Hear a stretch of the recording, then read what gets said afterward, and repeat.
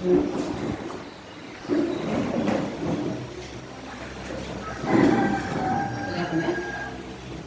kita akan bicara tentang belajar firman Tuhan tentang kuat di dalam Tuhan. Kenapa ini menjadi sesuatu yang saya sampaikan? Karena memang di akhir-akhir ini kita sebagai orang percaya banyak yang membuat kita menjadi tidak kuat, yang menggoyahkan kita, yang menggoncangkan kita, yang membuat kita tawar hati, yang membuat kita kecewa, yang banyak hal, ya. Karena kesulitan kan masa-masa akan semakin sulit. Masa-masa akan semakin sulit, berarti tantangan akan semakin besar. Jadi kalau kita tidak imbangi dengan kekuatan yang besar, itulah kita menjadi orang yang tidak kuat di dalam Tuhan. Kalau tantangan besar, kemudian kekuatan kita besar, tantangan itu sama aja.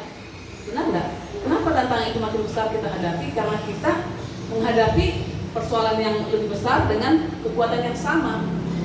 Ya, waktu kita menghadapi permasalahan A dengan kekuatan A, kita menang. Tapi ketika permasalahan meningkat menjadi B, kita hadapi dengan kekuatan yang A, kita kalah. Makanya Daud ketika menyerang Goliat, batunya tidak hanya satu. Benar enggak? Itu berbicara tentang bahwa kita harus punya persiapan untuk menghadapi hari-hari yang semakin jahat. Semakin jahat loh hari-hari ini, kan gitu. Hendaklah engkau kuat di dalam Tuhan. Alkitab berkata seperti itu. Coba kita buka 1 Korintus 15 ayat 58. Haleluya. Bisa baca? Coba Bapak baca 1 Korintus 15 ayat 58.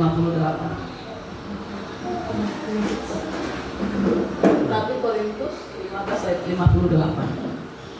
Karena itu, saudara-saudaraku yang terkasih, berdirilah teguh, jangan goyah, dan giatlah selalu dalam pekerjaan Tuhan. Sebab kamu tahu bahwa dalam persekutuan dengan Tuhan, jerih payah tidak sia-sia. Coba ulang lagi. Karena itu, saudara-saudaraku yang terkasih, berdirilah teguh, jangan goyah. Ya, sampai situ. Jadi berdirilah teguh dan jangan goyah. Ini disampaikan kepada siapa? Bukan orang yang di luar Tuhan, tapi orang yang ada di dalam jemaat. Iya kan? Ini adalah perkataan kepada orang-orang percaya, orang-orang Kristen, orang-orang yang di gereja. Bukan pada orang-orang yang di luar. Hendaklah kamu teguh dan tidak goyah. Nah ini dia. Jadi teguh dan tidak goyah berarti kuat. Kan itu. Kalau sudah goyah berarti tidak kuat. Kalau sudah tidak teguh, artinya tetap dalam posisi yang semula, berarti sudah tidak kuat. Contohnya di pohon, waktu ditanam, kalau dia sudah mulai goyah, tidak kuat lagi sudah diangkat, ini bahaya. Orang kalau sudah tidak kuat akar pohon itu atau pohon itu kalau sudah goyah berarti kan masalahnya di akar. Benar enggak? Tidak mungkin akarnya kuat lalu dia goyah. Ya, kecuali akarnya memang sudah tidak kuat, goyang, berarti itu berbahaya bagi pertumbuhan pohon itu. Jadi kuat di dalam Tuhan, hendaklah kamu teguh dan tidak goyah. Jadi kuat itu adalah ketika kita teguh, ketika kita tidak goyah, itu kuat.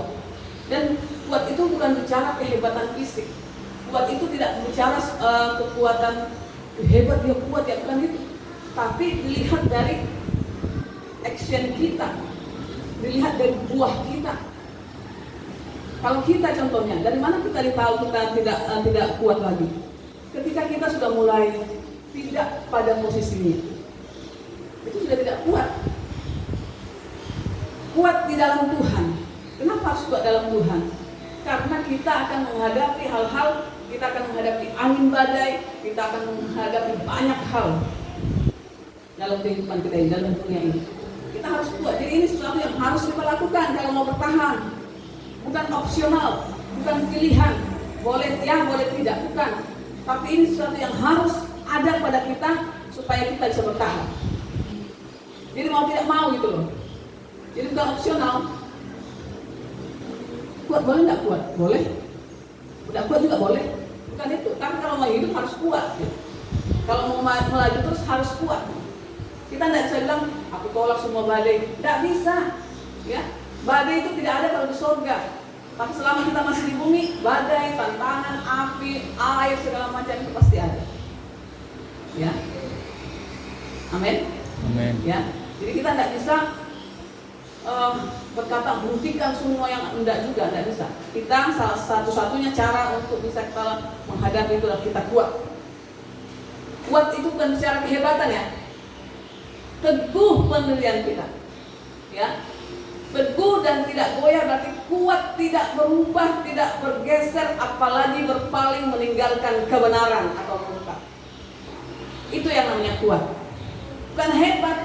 Firman itu, kebenaran itu kan Yohanes 17 ayat 17 katakan firmanmu adalah kebenaran. Jadi kebenaran itu tetap dalam diri kita sekalipun ada badai dalam diri kita. Ada badai dari luar kita. Ada tantangan dari luar kita. Jadi tidak murtad. Pernah dengar kata murtad? Pernah dengar murtad enggak? Itu sudah murtad tuh. Siapa? Ini artis ini sudah murtad. Kira orang banyak murtad itu meninggalkan imannya, ya, yang tadinya Kristen menjadi agama ABC, itu murtad. Tapi dalam Tuhan tidak begitu. Murtad itu lebih dari pindah agama. Coba klik lagi. Coba kita lihat Matius 24 ayat 10. Coba baca, Mama Renda baca. Matius 24 ayat 10.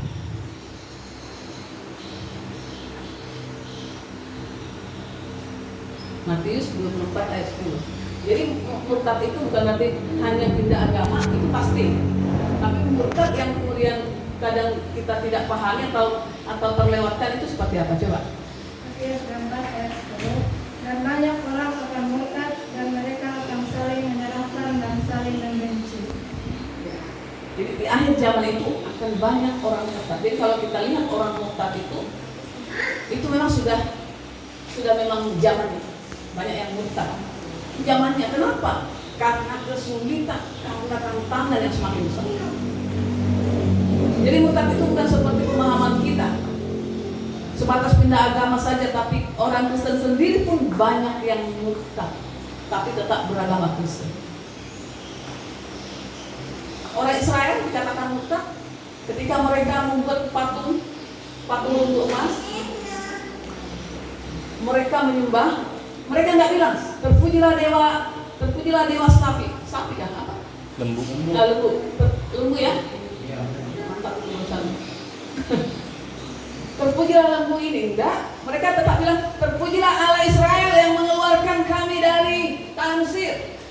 Tapi actionnya itu yang membuat mereka jadi murtad. Artinya tetap kita menyembah Tuhan, tapi perbuatan kita itu menunjukkan kita sudah murtad, tidak setia kepada firman Tuhan. Itu murtad tuh saudara. Orang Israel kan mereka buat lembu emas. Coba baca lembu emas itu. Mereka tidak bilang kepada dewa Zeus, kepada dewa enggak, kepada Allah yang sudah membebaskan kami dari Israel. Tapi dengan cara yang salah. Mereka ngomong, mereka berbicara Tuhan, tapi perbuatan mereka tidak melakukan, tidak mencerminkan mereka menyembah Tuhan. Makanya Matius katakan percuma mereka beribadah, karena yang mereka lakukan adalah perintah manusia. Iya kan? Percuma. Itu murtad namanya. Jadi orang Israel kalau baca di Mazmur 78 ayat 57, ya katakan di situ bahwa orang Israel itu adalah orang yang murtad, sekalipun mereka tidak pernah menyangkal Tuhan mereka. Sekalipun mereka tidak pernah menyangkal Nabi mereka itu tidak bersama. Tapi perbuatan mereka membuat mereka dikategorikan orang-orang murtad. Lanjut. Jadi kuat itu tadi tidak goyah, ya, tidak goyah dan tidak apa tadi? Tetap teguh. Tidak goyah dan tetap teguh. Itu namanya kuat. Teguh dan tidak goyah artinya tidak berubah atau tidak murtad. Ya, boleh ya? Jadi murtad itu berpaling gitu loh. Sekarang mengapa orang murtad? Lanjut tadi? Lobet, oke. Ya, mengapa orang murtad? Karena tawar hati. Benar ya? Kenapa orang kemudian berpaling? Tadi murtad itu berpaling, bergeser dari kebenaran, ya, pindah dari kebenaran yang sebenarnya. Kenapa orang bisa murtad? Karena tawar hati. Ya, tawar hati. Tahu tawar hati ya? Tidak ada rasa lagi, ya. Tidak ada rasa lagi. Tawar sudah. Pernah makan apa roti tawar? Kering. Ya, apalagi yang mendekati yang mendekati hari H. Itu tawar. Kenapa dikatakan tawar? Ya, karena tidak ada rasa gitu loh. Jadi tawar hati itu, orang murtad itu karena tawar hati, tidak ada lagi rasa di mana gitu loh. Ya, yang ada rasa kecewa, rasa menyerah. Jadi orang yang tawar hati kalau ditanya di situ ada kecewanya pasti, ada menyerahnya, ya, ada putus asanya. Itu orang yang tawar hati. Itu yang membuat orang murtad. Coba lihat ya, orang-orang yang meninggalkan imannya. Saya tidak sebutkan. Dulu saya dengan artis ini sama-sama baptis loh, ya. Jadi saya baptis, lihat yang sungguh-sungguh segala macam. Waktu itu dia sedang mengeluarkan album. Saya tahu kan. Jadi kadang orang berpikir, aku baptis lah supaya nanti album itu laris kan gitu. Jadi kayak nyogok Tuhan gitu kan. Saya tahu waktu itu dia mengeluarkan single, didoakan apapun, dia pun diserami minyak urapan di kasetnya itu, di CD-nya itu. Kita harus lewati proses, nggak boleh langsung. Betul memang Tuhan itu mengabulkan doa kita, tapi Tuhan tidak hanya sekedar ingin mengabulkan doa kita, tapi Tuhan mau lihat kita dekat dengan Tuhan. Karena yang Tuhan mau adalah kita, dia mati untuk kita dekat dengan dia itu. Bisa aja dikasih berkat, tapi kita jauh. Itu apa? Akhirnya dia murtad. Dan murtad meninggalkan imannya. Saya hampir tidak percaya. Waktu saya dengar itu di televisi, saya pergi ke kamar mandi, saya jongkok di kamar mandi karena kebetulan ada di rumah keluarga saya. Nanti kalau dilihat nangis kan, saya kenapa kok nangis? Itu pindah agama. Bodohnya juga kau, begitu pasti kan? Orang lain yang pindah agama mau kayak nangis. Bukan juga kau kenal dia, mungkin begitu kan? Jadi saya menghindar, saya masuk kamar mandi dulu. Nangis, wah kenapa dia begini? Ya kenapa saya pelajari? Kenapa dia bisa murtad? Salah satunya dari sebagian sama sekali tidak laris, sama sekali tidak diminati orang, ya. Ditambah lagi usianya sudah berumur waktu itu. Ya, padahal beberapa waktu sebelumnya dia bertahan dalam imannya. Ya ada orang yang meminang dia beda agama, dia tolak. Jadi ada batasnya. Tapi kalau bagaimana kita bisa kuat terus sampai akhir, harus nanti ikuti langkah-langkah. Jadi akhirnya dia pindah. Kenapa? Dia kecewa. Enggak laku juga. Dia kecewa. Dia semuanya pokoknya kok aku begini ya, kenapa begini? Jadi murtad itu ketika kita tawar hati. Jadi hati-hati dengan tawar hati. Kalau kita tawar hati, kita sudah menjadi orang masuk kategori kelompok murtadin. Ya, murtadin sudah kita. Ya, masuk kelompok murtadin. Murtadin itu murtad meninggalkan imannya. Ya, imannya bukan agamanya. Meninggalkan imannya, otomatis dia meninggalkan agamanya. Ya, meninggalkan imannya, meninggalkan kebenaran firman Tuhan itu karena situasi. Coba Amsal 24 ayat 10 katakan begini, jika engkau tawar hati pada masa kesesakan, kecilah kekuatanmu. Bukan kesesakan, saya tidak ada makanan kemudian itu namanya sesak, bukan. Kesesakan dalam ayat ini adalah kesesakan ketika firman itu menjadi daging dalam hidup kita. Ketika firman itu mau kita lakukan sungguh-sungguh dalam hidup kita, itulah kesesakan. Ketika kita mungkin tidak ada berkat ekonomi, kenapa kita menjadi sesak? Bukan karena ekonominya sebenarnya. Bagi anak Tuhan, kenapa kita menjadi kesesakan? Karena kita harus mempercayai Tuhan pemelihara kita, sehingga kita tidak korupsi, kita tidak mencuri. Jadi kesesakan itu adalah bagaimana kemudian firman itu, proses firman itu menjadi daging. Susah enggak proses firman menjadi daging? Coba lanjut. Kalau saudara baca, ya nanti kita ketemu. Coba, murtad itu untuk menghindari penganiayaan. Ya, murtad itu sering dilakukan orang untuk menghindari penganiayaan, kesesakan dengan alasan apapun. Padahal itu adalah hal yang pasti dalam setiap orang. Jadi orang murtad karena tawar hati. Kenapa tawar hati? Karena kecewa melihat keadaan, menyerah melihat keadaan, putus asa melihat keadaan. Murtad jadinya. Dia tetap menjadi Kristen, tapi menjadi Kristen yang murtad dari firman Allah. Jadi datang ke gereja hanya sekedar dia melakukan agamanya, tapi tidak ada lagi firman dalam hidup. Dia sudah murtad, sudah bergeser dari firman Allah. Dia ketika kekurangan finansial ekonomi. Dia sudah apa? Ya udahlah, dia pergi, dia tetap ke gereja, tapi dia kemudian membungakan uang. Contohnya, kan murtad ya bukan? Murtad nggak itu?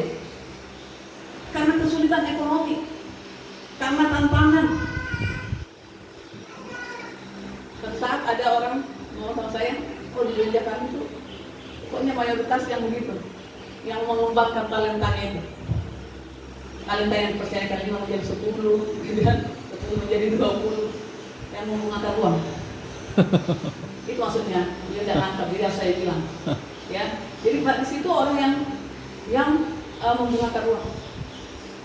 Saya bilang, dan tidak apa-apa gitu loh di sini, dari depan tidak apa-apa. Makanya Alkitab katakan orang yang membawa pada kemurtadan itu dihukum.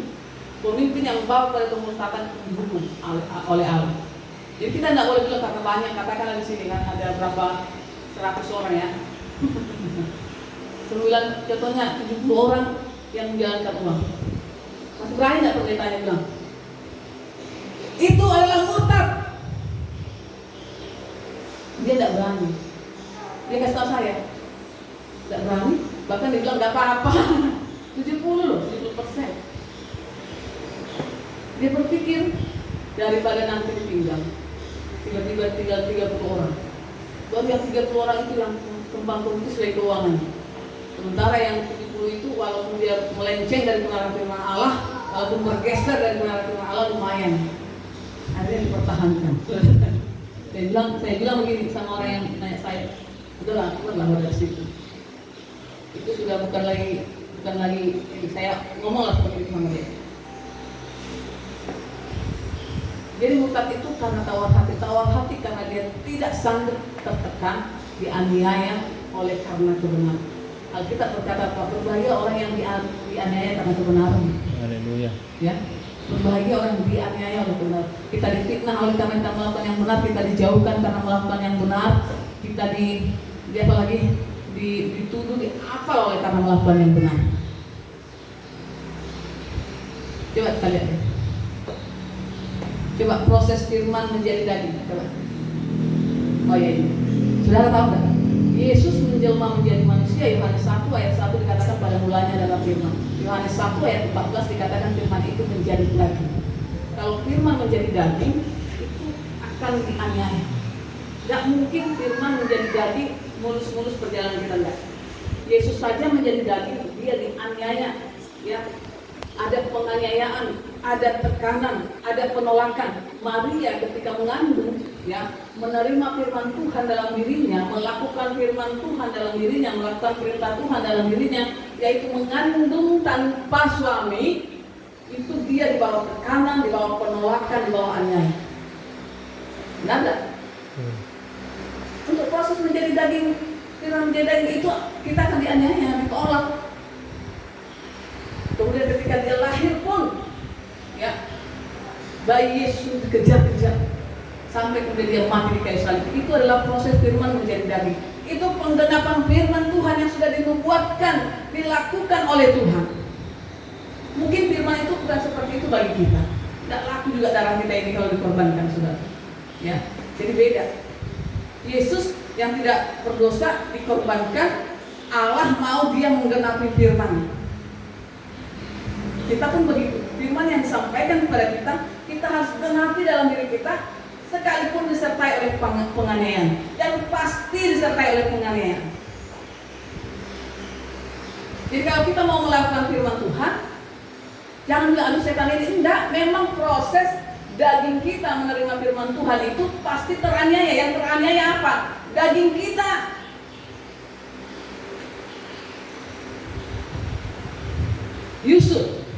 Yusuf untuk menerima firman Tuhan, ya, itu dia dianiaya.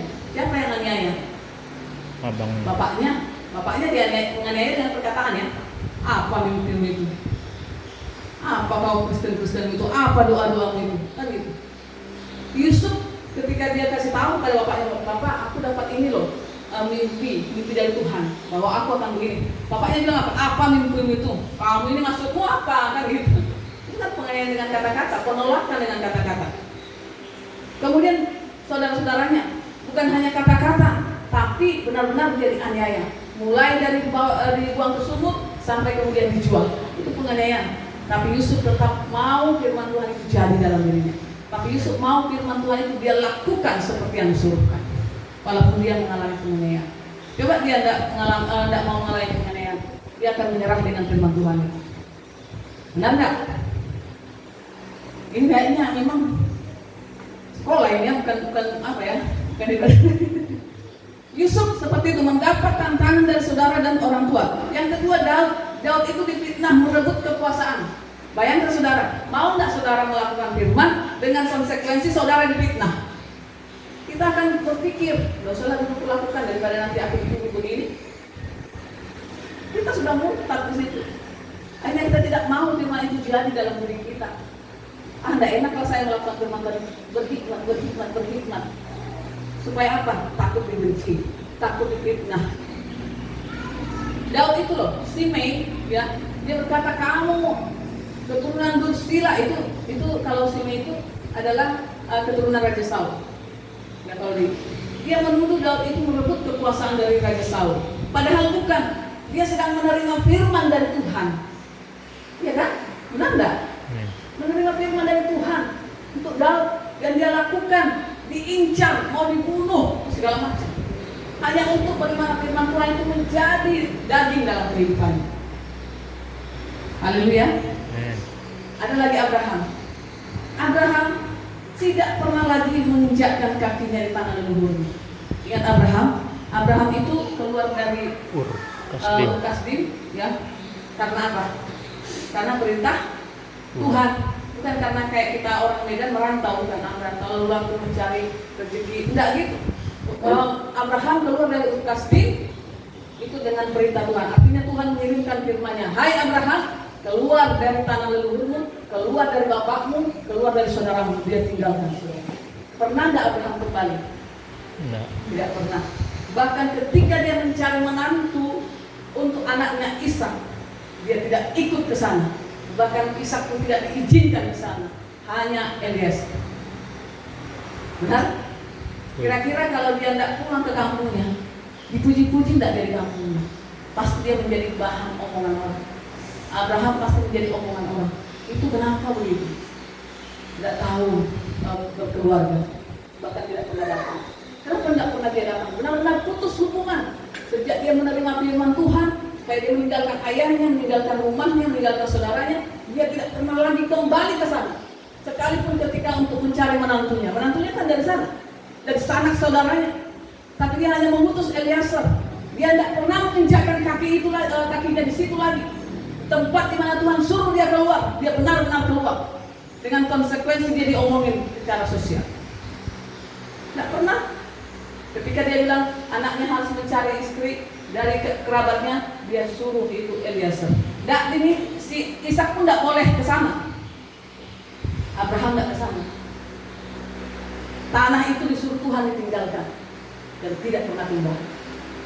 Ya, bagaimana rindunya kepada saudaranya, bagaimana rindunya kepada tanah leluhurnya, itu teraniaya hatinya.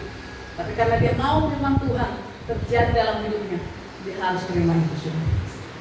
Abraham tidak pernah kembali. Saya kalau itu waktu dengar rindunya, itu luar biasa. Dia tidak pernah kembali. Oh ya betul, dia tidak pernah kembali. Yang pergi ke sanak saudaranya itu Eliezer, bukan dia. Dia betul-betul tidak pernah menginjak sekali keluar dari kampung halamannya sampai mati dia tak kesana. Artinya apa? Dia tidak pernah ingkar, tidak pernah murtad dari apa yang dijanjikan Tuhan.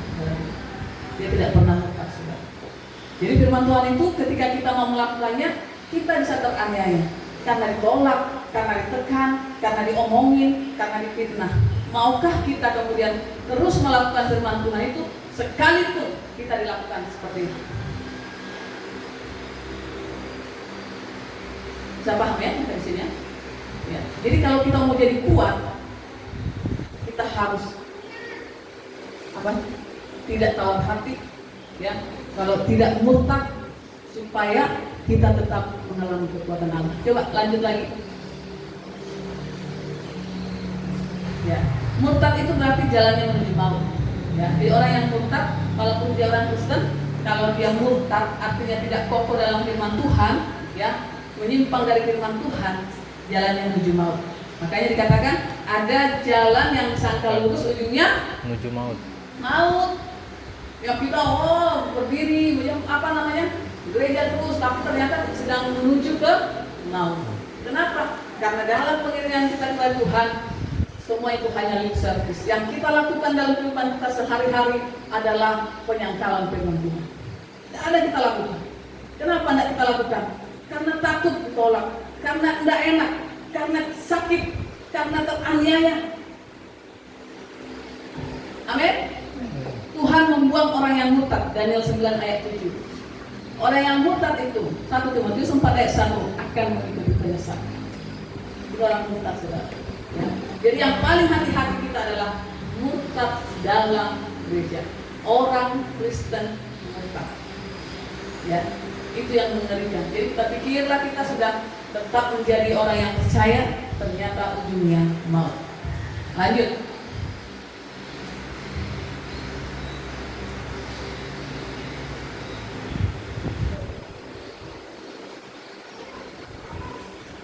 Coba kita baca dulu Matius 13 ayat 20.